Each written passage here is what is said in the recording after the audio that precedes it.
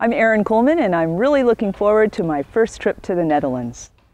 While there, I hope to participate in the art scene, visit museums so that I can see the works of Van Gogh, Rembrandt, and Escher, one of my favorites. I love his fascinating interlocking designs. And of course, I don't want to miss the special Delft Blue exhibit, which highlights the connection with China. I expect to see many vases and fascinating creatures and more vases. And maybe I'll even visit the Vermeer Center in Delft. Since 2/3 of the Netherlands is below sea level, there are many canals, which make for picturesque villages and towns.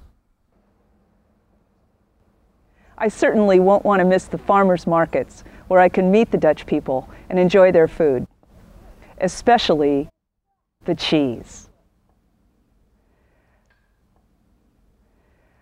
But perhaps the most unique thing that I want to participate in the Netherlands is, you got it, cycling.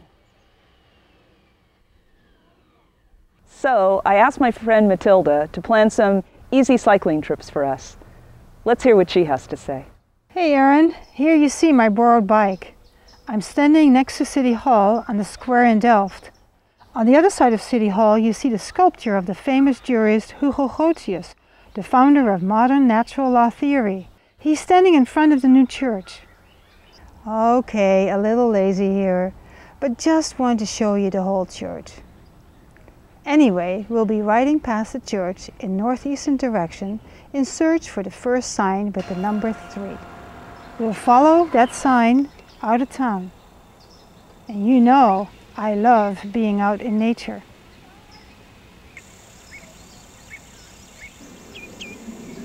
At the end of the path, we will find this intriguing network of bicycle routes.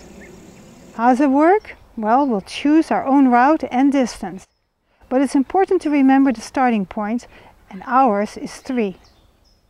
You will notice several numbers on the map, which are the reference points. The distance between the different reference points are indicated on the map, so you can decide how long you want to ride. We will follow the numbered signs from reference point to reference point in the direction of the arrows, and we'll check our route at each reference point.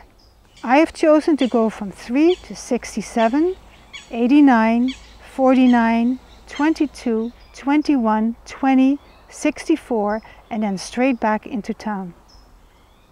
Here we go to number 67. We need to go straight.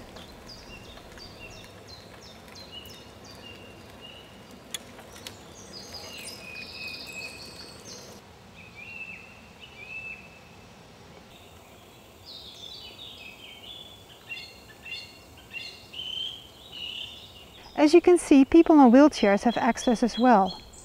There are separate paths for pedestrians and horseback riders.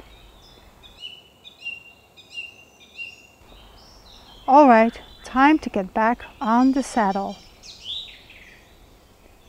Here we are at reference point 67. As you can see, we have to stop here at the white triangles because people on that road have the right of way. Whoa, it's good that I did because I don't want to get run over.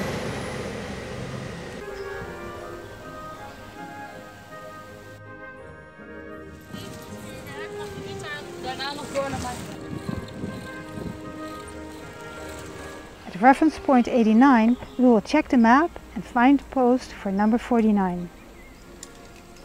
This is what we will have ridden. Now we'll go straight to 49 where we turn left. Whoa, going up the bridge is a little tough with camera in hand. But what a beautiful scenery.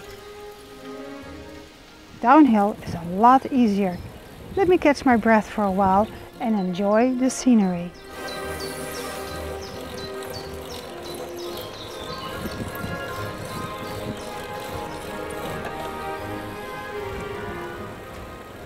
What's this? Oh, I see. It's a receptacle for your garbage. Interesting how the bike paths are a different color. Besides car traffic, of course, we will encounter some street work too. We're almost at 21. As you can see on the map, we have gone for 4.3 kilometers on this route. That would make the whole ride around 14 kilometers. An easy first ride for you, Erin. Now we will pass 20 and then 64. But first, we need to cross this road.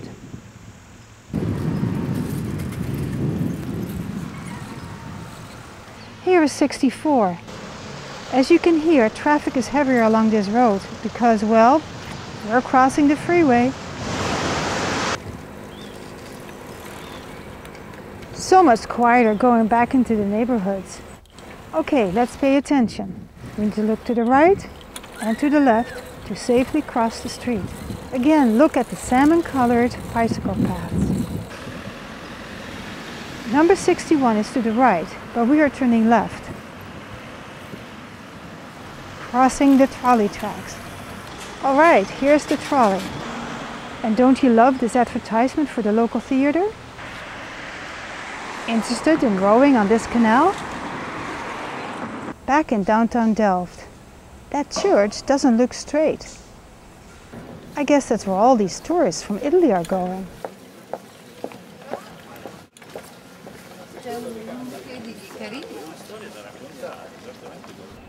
Yep, that church is leaning, especially compared to the new church where we started. Thirsty? Let's get a drink on the boat restaurant. If you're near the square on Thursdays, you can feast your eyes on a variety of people on their bicycles going to the farmers market. Let's take a look while listening to the organ music.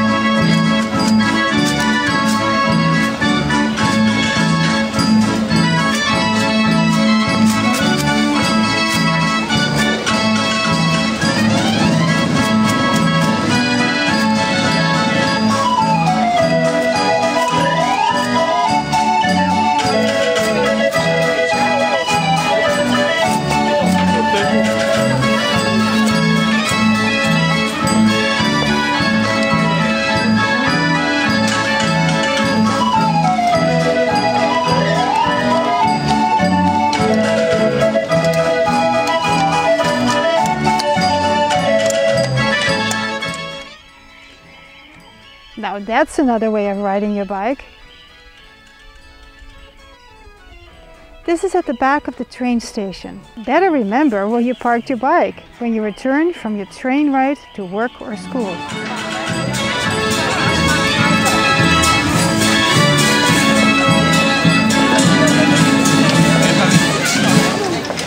Do you wonder what Dutch people are doing when it's raining? Well, just keep going or go for cover and watch people go by in the rain. Maar ik weet niet, ik ben de hele tijd And when it's dry, you get back on your bike. So Erin, I'm glad you're here. What do you think? That was a terrific first trip. With all the stopping and sightseeing, it took us not more than 2 hours. Of course, it helped that we had good weather. Another tour in the south of Delft sold me on the map system. It took us through wonderful scenery, interesting encounters,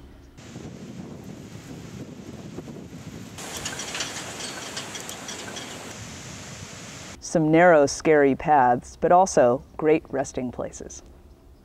While cycling, we wondered how wide the bike paths are in the Netherlands, especially in the parks and forests. Well, we did not bring a measuring tape, but as you can see, Mathilde had a special idea to measure this path. 1, 2, oops, we almost got run over by a bicyclist. Now that I had some practice cycling in traffic and in the country, it was time to take the train and find another area to cycle. Wow, an ocean of bicycles, from people going to school or work by train. And you can even take your bike on the train. So we decided to visit the national park and rent bikes at the train station in Arnhem. But before going on our tour, I had to take a ride on a tandem. In Arnhem, we also visited the Open Air Museum, with real-life displays of the Netherlands in historic times. Of course, we saw more windmills, but also learned how they make paper from old rags. On our little tour, we planned a ride from Arnhem through the national park to the Kröller-Müller Museum and to stay overnight in Otterlo. The next day, we would cycle to Henderlo, stay there, and from there, cycle to Apeldoorn, where we'd turn in the bikes. Here's Mathilde in the park on our way to Kröller-Müller, where we enjoyed the Vincent is Back exhibit. In Otterlo, we stayed in a cabin on a campground, which was comfy. We left Otterlo the next day and followed the map system again to cycle to Henderlo, using the reference points 86, 14, 15, 6, 7, and 12. Of course, we stopped every once in a while to enjoy the sights. We passed the upper end of the national park on our way to number 14. Then we're going to go down this path. We can go down 15.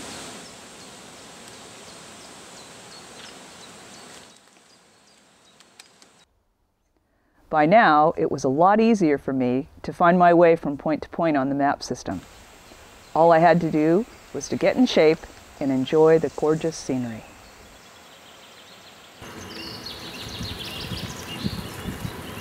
So how are you liking it so far? Beautiful. Say it again. It's fantastic. It's so pretty.